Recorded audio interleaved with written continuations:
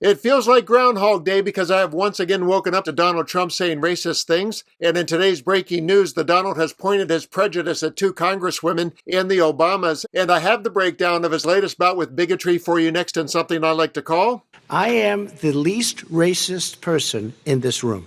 It is commonly known that as people age, sometimes their racism rises. The filter that once guided them into a socially acceptable version of themselves fails and their dark thoughts surface. But the world's most famous 79-year-old never had that version of himself, and the unacceptable just keeps going from bad to worse. Let's begin with a video clip that came to my attention via a post by Mehdi Hassan, who wrote, "This is Trump talking about two black female members of Congress, one of whom is an immigrant. If any other president, Bush, Reagan, had said this, it would be a huge scandal. We have accepted, normalized his relentless and open anti-black racism and xenophobia." This Crockett, this is a very low IQ person. And I look at somebody that comes from Somalia, where they don't have anything. They don't have police, they don't have military, they don't have anything. All they have is crime. And she comes in and tells us how to run our country. The Constitution says this, the Constitution. The whole thing is crazy. For context, check out this analysis that was delivered by Grok, Elon Musk AI creation, when I asked about Donald Trump's use of the phrase low IQ. Based on extensive reviews of Trump's public statements, tweets, interviews, and rallies from 2018 through September 2025, he has repeatedly used the phrase low IQ or equivalents like very low IQ, extraordinarily low IQ, or definitely a low IQ person to directly target specific black women who have criticized him. This pattern has been widely documented by journalists, linguists, and fact-checkers as a recurring insult, often in response to challenges from black female politicians, journalists, or commentators. Trump has used low IQ over 85 times in public remarks since 2023 alone, with approximately 74% directed at black individuals, predominantly black women.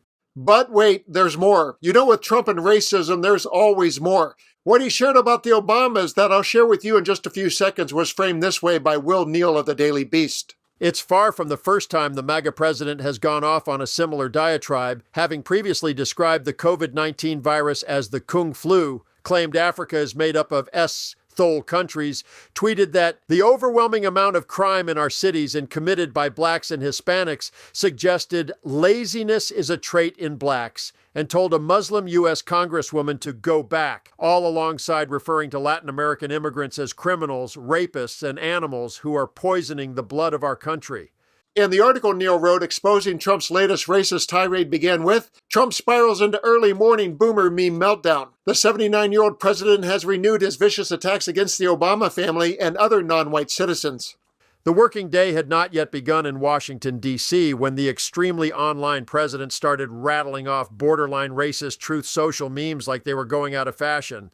One image reposted by Donald Trump says, "The Second Amendment explained," accompanied by a photo of a white blonde woman in sunglasses holding an AR-15 above the word with, alongside a troop of women in chains and all black veils above the word without. Another features two men of South Asian descent beneath the caption, FEDS, more than 7,200 truck drivers removed from U.S. highways after failing English test. Racism in America was almost dead because we were united in ridiculing racists and their beliefs, reads the top half of a meme reshared by the president, superimposed over an image of actors Gene Wilder and Cleavon Little laughing on the set of Mel Brooks' 1974 comedy classic Blazing Saddles. Then these two showed up and set America back 100 years, the bottom half reads, accompanied by a split of Barack and Michelle Obama. Trump even went so far as to again push his widely and repeatedly debunked birther conspiracy theory, which postulates Barack Obama was not eligible to become president on account of supposedly not being born in the United States. He was on August 4, 1961 in Honolulu, Hawaii.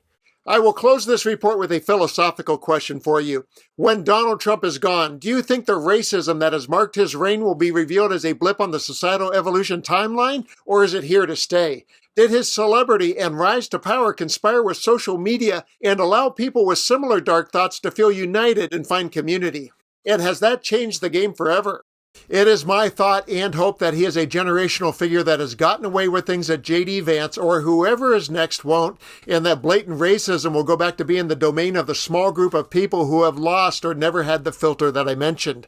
I welcome your thoughts on what the world's going to look like post-Trump, so please leave a comment below, and let's continue to occupy a non-racist democracy together.